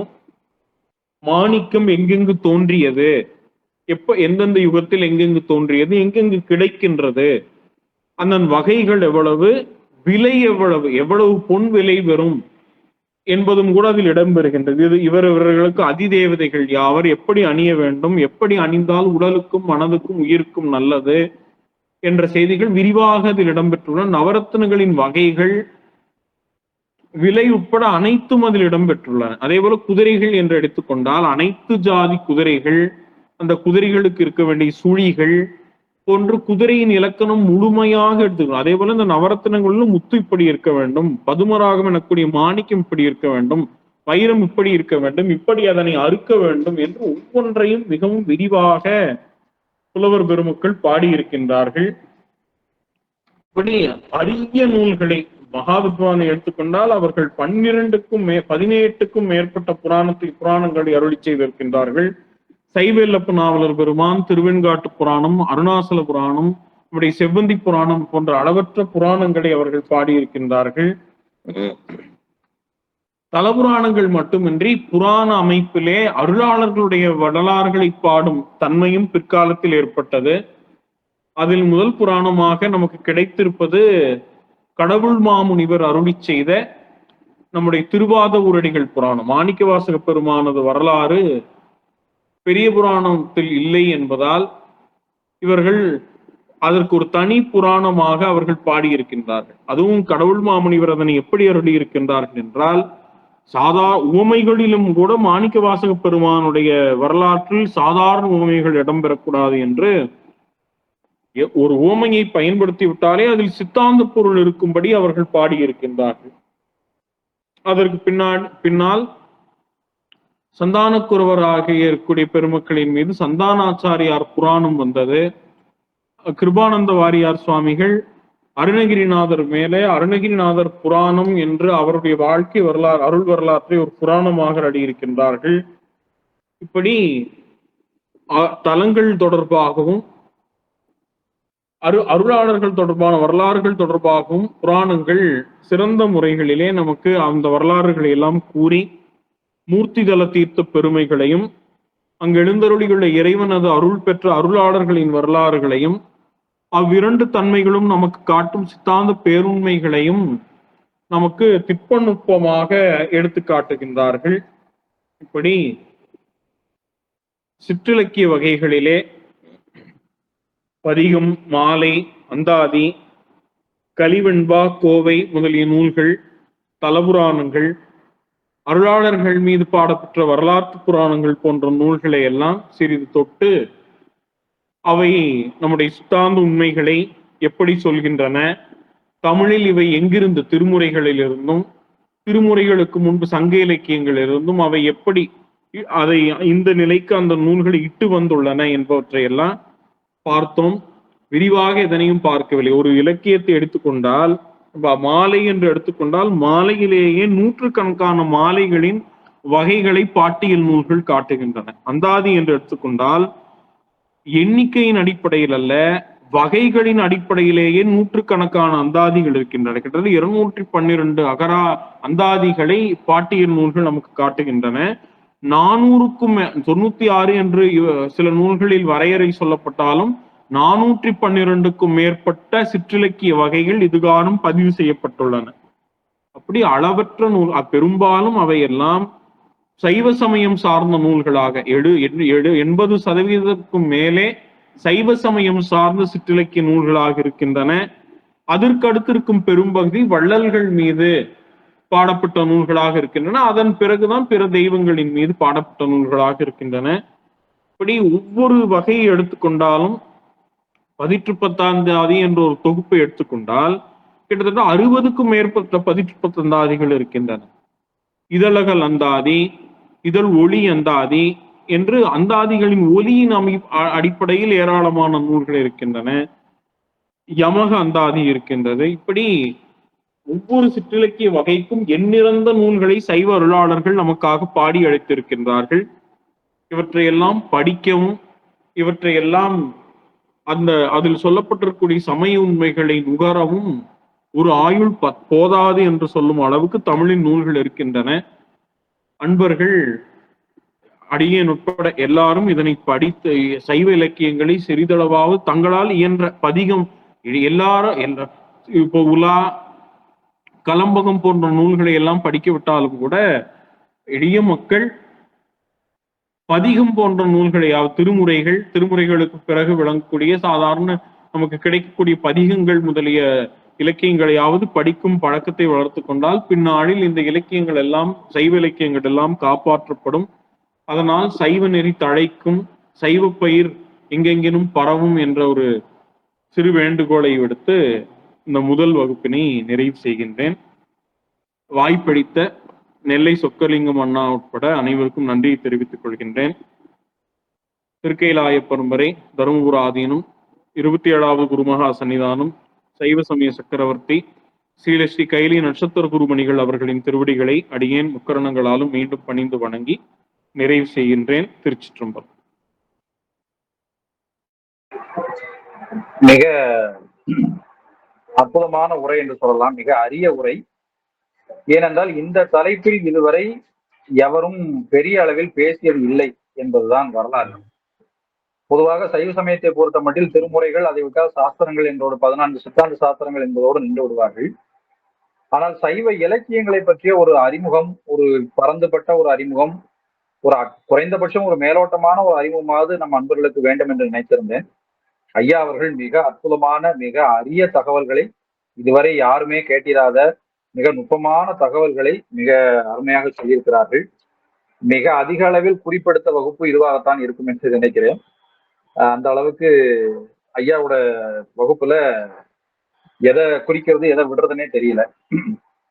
இதுல ஒரு முக்கியமான ஒரு குறிப்பு என்னவென்றால், தமிழிலே தோன்றிய எல்லா இலக்கிய வகைகளுக்கும் ஒரு முன் உதாரண இலக்கியம் ஒன்று திருமுறைகளிலே இருக்கிறது. அது உலாவாகட்டும், அந்தாதியாகட்டும், பிள்ளைத்தமிழாகட்டும், அல்லது மாலையாகட்டும், பதிகமாகட்டும், சதகமாகட்டும், இப்படி எல்லா வகையிலும் ஏதேனும் ஒரு உதாரணம் திருமுறையிலே, ஆற்றுப்படையாகட்டும், எல்லா வகையிலும் பதிவாகி இருக்கிறது. அதை ஐயா அவர்கள் மிக அருமையாக ஒவ்வொரு இலக்கிய வகையிலுமே சுட்டி காட்டினார்கள். திருமுருகாற்றுப்படை மிக பழமையான சங்க இலக்கிய காலகட்டத்தைச் சேர்ந்த ஒரு நூல் என்று வரலாற்று அறிஞர்களால் கருதப்படுகிறது. அது நம்முடைய திருமுறையில இடம்பெற்றிருக்கிறதை ஐயா சுட்டிக்காட்டி, அடுத்து காரைக்கால் அம்மையார் பாடல்களை சொல்லி, பதிகம் என்பது 10 பாடல்கள் கொண்ட ஒரு தொகுப்பு. அந்த 10 பாடல்கள் என்பது 12 பாடல்கள் வரைக்கும் செல்லும். அது திருமுறைகளிலேயே அப்படி இருக்கிறது. அதையும் சொன்னார்கள். அட்டகம், பஞ்சகம், நவகம், சட்கம் போன்றவையும் பதிக வகைகளிலே சேரும் என்று சுட்டிக்காட்டினார்கள். சைவத்தினுடைய இரு கண்களாக விளங்கக்கூடிய தென்மொழி வடமொழியிலே தமிழிலே இருக்கக்கூடிய இலக்கியம் என்ற சொல்லுக்கு இலக்கினை இயம்பக்கூடியது இலக்கியம் என்று சொல்லக்கூடியது. இது உரைநடை, செய்யுள் என்ற 2 வகைகளாக இருக்கின்றன. சிற்றிலக்கிய வகைகளிலே மாலை, பதிகம், சதகம், அந்தாதி, கோவை, கலம்பகம் என்று பல்வேறு வகைகள், 96 வகை பிரபந்தங்கள் என்று பிற்காலத்திலே பாட்டியல் நூல்கள் இவற்றை வகைப்படுத்துகின்றன என்பதை ஐயா சுட்டிக்காட்டினார்கள். பதிகத்திலே அபிராமியை பற்றி பாடிய அபிராமி அம்மை பதிகம், சிவஞான முனிவர் படைய அகிலாண்டேஸ்வரி பதிகம், தாய்மானவர் படைய பருவதாசினி பதிகம் போன்றவற்றை சொன்னார்கள். 19ஆம் நூற்றாண்டிலே ஆயிரக்கணக்கான பதியங்கள் தோன்றின. அதில் மிக குறிப்பாக பழனி எம்பெருமான் மீதும், காமாட்சி அம்மை மீதும், திருவண்ணாமலை தலத்தின் மீதும் கணக்கு வழக்கு இல்லாமல் அவ்வப்போது பதியங்கள் மக்கள் பாடி அவற்றை அச்சு புத்தகங்களாக வெளியிட்டார்கள் என்பதை நாம் பழைய நூல்களை புரட்டும் பொழுது நாம் தெரிந்து கொள்ள முடிகிறது. அதே போல கவச நூல்களும் அதில் உண்டு. கவச நூல்கள் நிறைய இருக்கிறது. நாம அதையெல்லாம் தனியாகவே ஒரு தனி கருத்தரங்காகவே ஏற்பாடு பண்ணலாம். தமிழ் சைவ இலக்கியங்களை பற்றி அதிலே பேசலாம். பஞ்சகத்திலே திருமாளிகை தேவர் பஞ்சகம் தொட்டிக்கரை சுப்பிரமணிய முனிவர் பாடியதை சுட்டி காட்டினார்கள். 6 பாடல்கள் கொண்ட குருஞான சர்க்கம் அது என்பது குருஞான சம்பந்த மூர்த்திகளே தர்மயாதீன குருமுதல்வராகிய குருஞான சம்பந்த மூர்த்திகளே சோடசகலா பிராசாத சட்கம் என்று தத்துவ வகையிலே ஒன்று பாடி அருளியிருக்கிறார்கள். அவருடைய கமல ஞானப்பிரகாசர் மீது பாடிய நவரத்ன மாலையை பற்றி மிக அருமையாக சொன்னார்கள். பதியங்களிலே அருள்வேட்டல், மழைவேண்டல், தோத்திரம், தத்துவம் என்று பல்வேறு வகை இருப்பதை சுட்டிக்காட்டினார்கள். 10வது குருமகாசன் ஞானம் மீது தர்மயாதின 10வது குருமகாசன சிவஞான தேசிகர் மீது சிதம்பரநாத முனிவர் துறவு வேண்டி ஒரு பதிகம் பாடியிருக்கிறார் என்பது ஒரு மிக முக்கியமான ஒரு செய்தி. ஆற்றுப்படை இலக்கியங்களில் திருமுருக ஆற்றுப்படை மிகச் சிறந்த இலக்கியம். அதற்கு பிறகு திருத்தணிகை ஆற்றுப்படை, திருத்தணிகை புராணம் ஆகியவை உயர்ந்த நூல்கள் என்று சுட்டிக்காட்டியார்கள். ஆற்றுப்படையில திருச்செந்தூர், பழனி, பேரூர் தளத்தின் மீதான ஆற்றுப்படை நூல்களை சுட்டிக்காட்டியிருக்கிறார்கள். 19ஆம் நூற்றாண்டினுடைய இறுதியிலே செப்பறை ராஜவல்லிபுரத்திலே தோன்றிய சுப்பிரமணிய பிள்ளை என்பவர் புண்ணியர் ஆற்றுப்படை என்று ஒரு நூல் பாடியிருக்கிறார். அது முழுக்க முழுக்க சைவ சித்தாந்தம். மிக அற்புதமான ஒரு நூல். ஒரு தரம் மட்டும்தான் அச்சாகி இருக்கிறது. அதை மீண்டும் அச்சிடலாம் என்று ஒரு நோக்கம் இருக்கிறது. அடுத்து அந்தாதி வகை. அந்தாதி வகையில யமக அந்தாதி, ஒலியல் அந்தாதி, இதழகல் அந்தாதி, இப்படி பல வகை அந்தாதிகள் இருக்கின்றன என்பதை சுட்டிக்காட்டினார்கள். மதுரை தளத்தின் மீது மட்டும் கணக்கற்ற இலக்கியங்கள் இருக்கின்றன. அவற்றிலே மதுரை 18 உண்மையிலே மிகச்சிறந்த ஒரு இலக்கியம். ஐயா அதனுடைய நுட்பத்தை சுட்டிக்காட்டினார். சிவபரத்துவத்தை உள்ளங்கை நெல்லிக்கனி போல தரக்கூடிய இலக்கியம் அது என்று சொன்னார்கள். அதே போல குளத்தூர் 18 இளசை 18 கலசை 10 இப்படி ஒவ்வொரு தளத்தின் மீதும் இருக்கக்கூடிய 18 சொன்னார்கள். தர்மயாதீன வெள்ளியம்பலவான முனிவருக்கு குருதட்சணையாக துறைமங்கலம் சிவபிரகாசர் பாடிய திருச்செந்தில் நிரோட்டக யமக அந்தாதி மிக அற்புதமான ஒரு இலக்கியம். 32 அல்லது 36 பாடல்கள் தான் இருக்கும் என்று நினைக்கிறேன். மிக அற்புதமான ஒரு நூல் அது. அதே போல அந்தாதியிலே அபிராமி அந்தாதிக்கு முன்னோடியாக மதுராபுரி அம்பிகை மாலை என்று ஒரு தனியாக ஒரு அந்தாதி நூல் இருக்கிறது. அது ஐயாவுக்கு தெரிந்திருக்கும் என்று நினைக்கிறேன். அந்த மதுராபுரி அம்பிகை மாலையை பாடியவர் குலசேகர பாண்டியன். மிக அற்புதமான ஒரு நூல். அந்த நூலை போலவே இருக்கும் அபிராமி அந்தாதி. அபிராமி பட்டர் அந்த நூலை பயின்றிருக்கலாம் என்று சொல்வார் மு. அருணாச்சலம். ஆனால் மதுராபுரி அம்பிகை மாலை 19ஆம் நூற்றாண்டிலே மிக பெரிய அளவிலே சைவ மக்களிடையே பாராயணத்தில் இருந்திருக்கிறது. அதனுடைய அச்சு பிரதிகளை பார்க்கும் பொழுது கணக்கற்ற முறையே அது அச்சிடப்பட்டிருக்கிறது என்பதை நாம் தெரிந்து கொண்டது. அபிராமி அந்தாதி, மதுராபுரி அம்பிகை அந்தாதி எல்லாம் ஒரு நூலாக அச்சிட்டிருக்கிறார்கள் அந்த காலத்திலே. அது ஒரு முக்கிய குறிப்பு. அதே போல அந்தாதி முடிந்த பிறகு கோவை, முதல் கோவை நூலை திருச்சிற்றம்பல கோவையார் தான். அதன் பிறகு துரைசை கோவை, ஞானசம்பந்த தேசிகர் கோவை. மிக மிக அரிய செய்தியாக இன்று நான் கேள்விப்பட்டது அகப்பொருள் நவமணி கோவை என்று வெள்ளியம்பலவான முனிவர் பாடிய நூலை நான் இப்பொழுதுதான் கேள்விப்பட்டேன். இதுவரை என்னுடைய கண்ணில் படவில்லை. அது மிக முக்கியமான ஒரு நூலாக கருதுகிறேன். திருவெங்கை கோவை. திருவெங்கை கோவை தமிழினுடைய மிக அருமையான உயர்ந்த நிலைப்பாட்டை எடுத்து சொல்வது. சிவபிரகாசர் பாடிய நூல்களிலேயே மிகச்சிறந்த நூல் என்று திருவெங்கை கோவை போற்றப்படுகிறது. அதே போல கலிவெண்பா, திருவிளையாடல் போற்றி கலிவெண்பா, மீனாட்சியம்மை கலிவெண்பா என்பதையெல்லாம் சொன்னார்கள். அதிலே சிதம்பர சுவாமிகள் பாடிய மீனாட்சியம்மை கலிவெண்பாவில் சாதி பெயர்களை அவர் எவ்வாறு சுட்டிக்காட்டி அழகாக பொருத்தியதில் பாடியிருக்கிறார் என்பதை ஐயா சுட்டிக்காட்டினார்கள். அதே போல சிவசேத்திர கலிவெண்பா, சிவநாம கலிவெண்பா, போற்றி கலிவெண்பா இவையெல்லாம் இருக்கின்றன. உலா, திருக்கைலாய ஞான உலா தொடங்கி ஏகப்பட்ட உலாக்கள் இருக்கின்றன. ஏகாம்பரநாதர் உலா மட்டும்தான் தெய்வீக உலா என்று போற்றப்படுகிறது என்பதையும் ஐயா சொன்னார்கள். இதிலே தஞ்சை பெருவுடையார் உலாவில் அந்த கோயில் பற்றிய மகுடாகமம் என்ற குறிப்பு அதில் தான் வருகிறது. கொட்டையூர் சிவக்கொழுந்து தேசிகர் பாடியது. செப்பறை உலா என்பது செப்பறை கனகசபை தேசிகர் மீது பாடிப்பட்ட ஒரு மிக அற்புதமான உலா. அதே போல பேரூர் உலா ஐயா சொன்னார்கள். அது 900 சொச்சம் கண்ணிகள் என்று. கயாரண்ய உலா எப்பொழுது அச்சாகி இருக்கிறது என்று தெரியவில்லை. ஐயா அவர்கள் அது பிற்பாடு சொல்வார்கள் என்று நினைக்கிறேன். பிள்ளைத்தமிழ் திருவல்லிக்கேணி அரசமரத்தடி பிள்ளைத்தமிழ் இப்பொழுதுதான் கேள்விப்படுகிறேன். ஐயா அவர்கள் மிக முக்கியமான ஒரு குறிப்பு அது.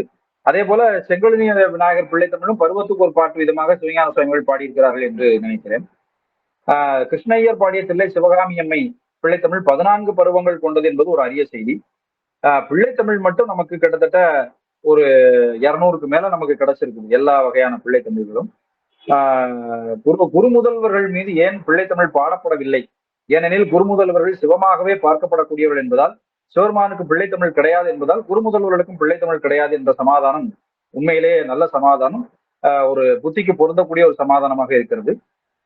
அதே போல தூது தூது இலக்கியத்திலே தமிழ் விடு தூது, புகையிலை விடு தூது இப்படி எல்லாம் சொல்லி வந்தார்கள்.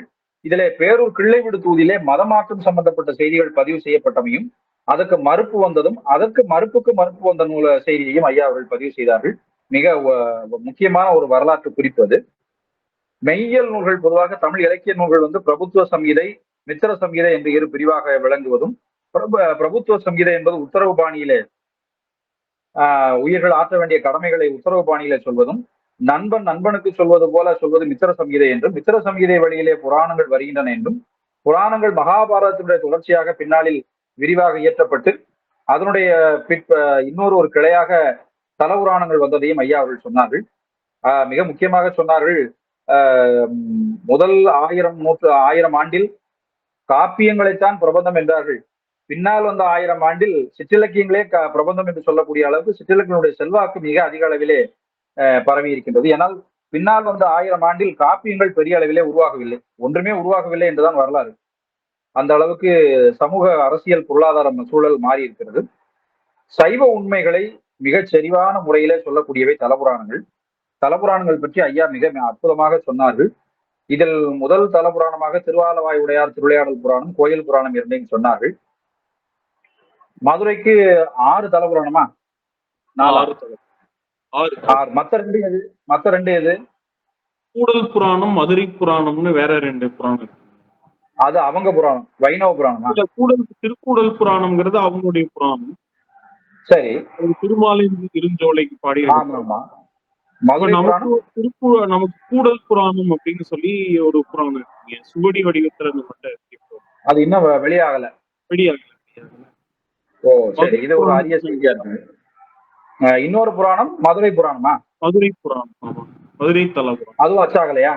அச்சாகலை, ஆனா இருக்கு. சரி. சோ நம்பியா திருவாலவாயுடையார் பெரும்பற்ற புலியூர் நம்பி எழுதிய திருவாலவாயுடையார் திருவிளையாடல் புராணம், பரஞ்சோதி முனிவர் அருளிய திருவிளையாடல் புராணம், கடம்பவன புராணம், அனதாரியப்பர் அருளிய சுந்தரபாண்டியன், இந்த 4 புராணங்கள் இன்றைக்கு வழக்கில் இருப்பது. தில்லைக்கு இருக்கக்கூடிய தலபுராணங்கள், திருவாரூர் தலபுராணங்கள் என்று சொன்னார்கள். 300க்கும் மேற்பட்ட தலபுராணங்கள் இன்று நமக்கு கிடைக்கின்றன. தமிழகத்திலே இருக்கக்கூடிய சிவாலயங்கள் பரசிவ பிரதிஷ்டை என்றும், வடக்கே உள்ள சிவாலயங்கள் ருத்ர பிரதிஷ்டை என்றும் ஒரு அரிய செய்தியை இன்று ஐயா அவர்கள் சொல்லியிருக்கிறார்கள். இந்த தலபுராணத்தினுடைய நோக்கம் என்ன என்று ஐயா சொல்லும் பொழுது, இறைவனுடைய பெருமையை பரப்புவது, ஆகம அடிப்படையிலான விழாக்களை பதிவு செய்வது, சித்தாந்த ரீதியிலான தத்துவங்களை பதிவு செய்வது, உபதேசத்தை பதிவு செய்வது என்று பல்வேறு வகையான நோக்கங்களை சொன்னார்கள். அதோடு கூட சில தலபுராணங்கள் வரலாற்று செய்திகளையும் பதிவு செய்கின்றன. அருணாச்சல புராணத்துல துலுக்க படையெடுப்பை பற்றி சொல்கிறது. இன்னொரு தலபுராணமும் துலுக்க படையெடுப்பை பற்றி சொல்கிறது. பாவனாச தலபுராணமும் துலுக்க படையெடுப்பை பற்றி சொல்கிறது. இது போன்று ஒரு சில தலபுராணங்கள் சமகால வரலாற்று நிகழ்வுகளையும் வேறு வகையிலே அவை சொல்லுகின்றன. இது தவிர புராணங்களில் இருக்கக்கூடிய செய்திகளை பற்றி ஐயா சொல்லும் பொழுது, நினைக்க முக்தி தரக்கூடிய அருணாச்சல தலபுராணத்திலே இருக்கக்கூடிய நினைக்க முக்தி என்ற அந்த விஷயத்தையும், திருச்சேங்கலூர் தலத்திலே ஒரு கொடிய பாவி சுண்ணாம்பை அந்த சுவத்தில் தடவிய விஷயம், திருவிடைமருதூரிலே அந்த காகம் பிச்சையிட்ட அந்த விஷயம், இதெல்லாம் சொல்லி இப்படியெல்லாம் மக்களை கோயில் திருப்பணிகளில் ஈடுபடுத்துவதற்காக ஆற்றுப்படுத்துபவை தலபுராணங்கள் என்று மிக அருமையாக சொன்னார்கள். 14ஆம் நூற்றாண்டுக்கு பிறகு, துலுக்க படையெடுப்புக்கு பிறகு தமிழகத்தில் உள்ள கோயில்கள் மிக பெரும் சீரழிவை சந்தித்தன.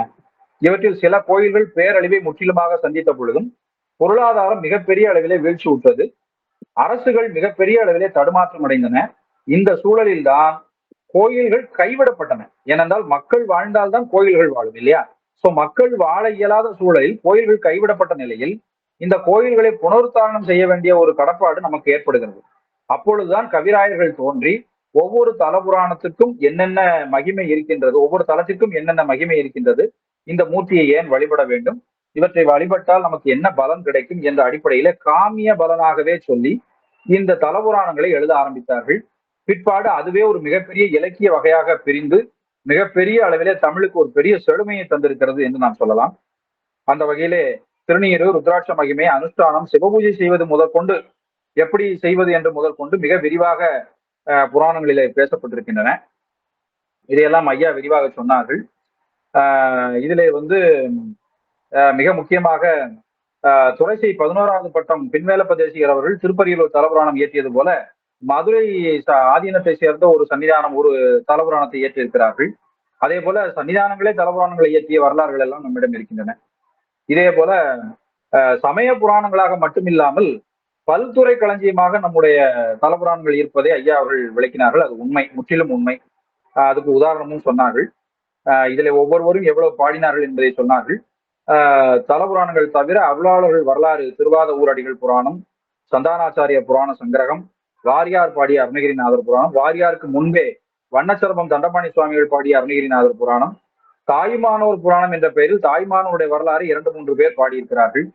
பட்டினத்தடிகளுடைய திருவெண்காட்டடிகள் புராணம், புலவர் புராணம் என்று தமிழ்நாட்டினுடைய ஒட்டுமொத்த புலவர்களையும் ஒன்றாக தொகுத்து வண்ணச்சரபம் பாடிய புலவர் புராணம், இவற்றையெல்லாம் அருளாளர்கள் ரீதியிலான புராணம் என்று சொல்லலாம். இது போன்ற மிக அரிய செய்திகளை இந்த ஐயா அவர்கள் அற்புதமாக சொன்னார்கள். அந்த வகையிலே ஐயா அவர்களுக்கு மிகுந்த நன்றி.